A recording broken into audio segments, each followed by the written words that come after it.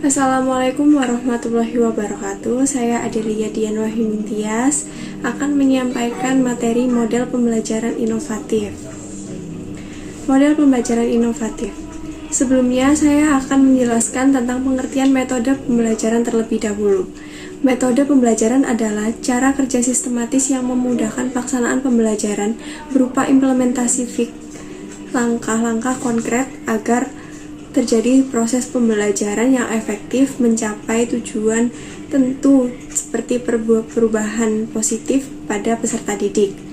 Metode adalah cara yang digunakan untuk mengimplementasikan rencana yang sudah disusun dalam kegiatan yang nyata. Tujuan yang telah disusun tercapai secara optimal. Dalam proses belajar mengajar dikenal istilah pendekatan metode dan teknik pembelajaran. Artinya, orang menggunakan istilah pendekatan dengan pengertian yang sama dengan pengertian metode, dan sebaliknya menggunakan istilah metode dengan pengertian yang sama dengan pendekatan. Demikian pula dengan istilah teknik dan metode. Metode mencakup pemilihan dan penentuan bahan ajar, penyusunan serta kemungkinan pengadaan remedi dan pengembangan bahan ajar tersebut. Teknik pembelajaran merupakan cara guru menyampaikan bahan ajar yang telah disusun dalam metode. Berdasarkan pendekatan yang dianut, teknik yang digunakan oleh guru bergantung pada kemampuan guru itu mencari akal atau siasat agar proses belajar mengajar dapat berjalan lancar dan berhasil dengan baik. Dengan ini, dapat dikatakan bahwa teknik pembelajaran adalah siasat yang dilakukan oleh guru dalam melaksanakan kegiatan belajar mengajar untuk dapat memperoleh hasil yang optimal. Teknik pembelajaran ditentukan berdasarkan pada metode yang digunakan, dan metode yang disusun berdasarkan pendekatan yang dianut. Dengan kata lain, pendekatan menjadi dasar penentuan teknik pembelajaran. Dari suatu pendekatan dapat diterapkan teknik pembelajaran yang berbeda-beda pula. Oleh karena itu, terdapat metode-metode pembelajaran inovatif.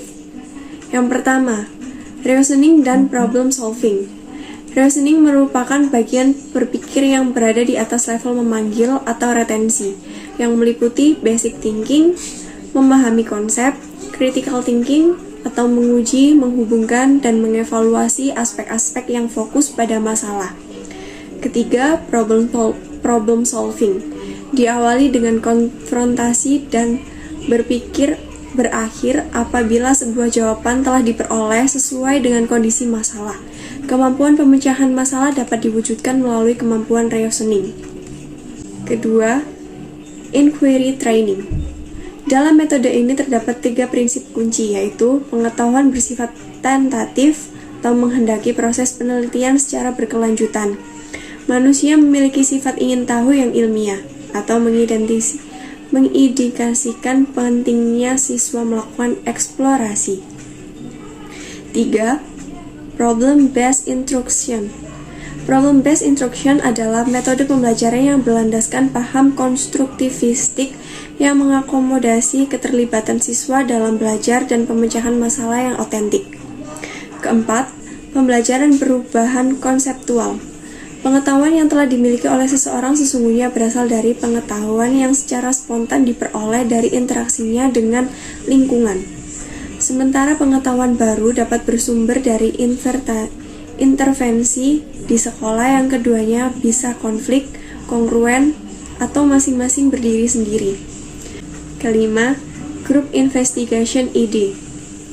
Metode group investigation bermula dari perspektif filosofi terhadap konsep belajar. Untuk dapat belajar, seseorang harus memiliki pasangan atau teman.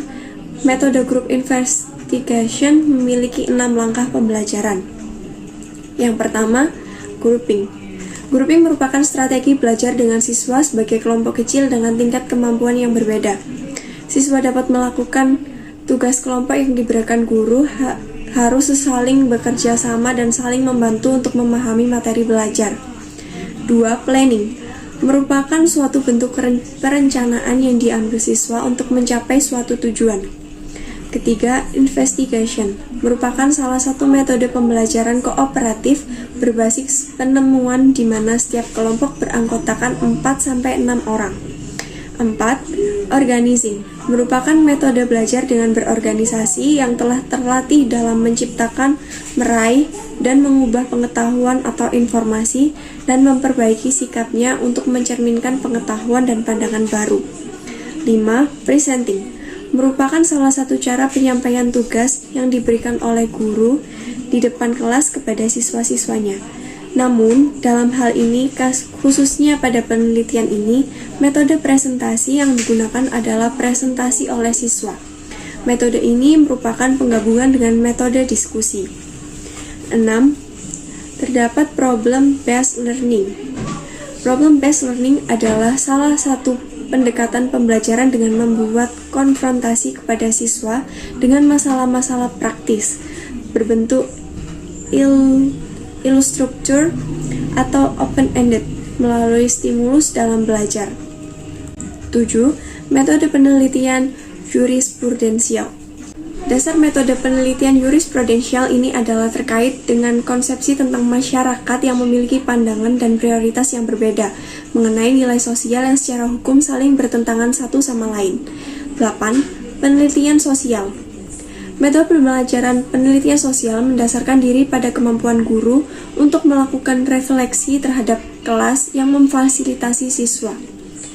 Di sini, adapun langkah-langkah dalam pembelajaran inovatif, yaitu 1. Guru menyampaikan kompetensi yang ingin dicapai.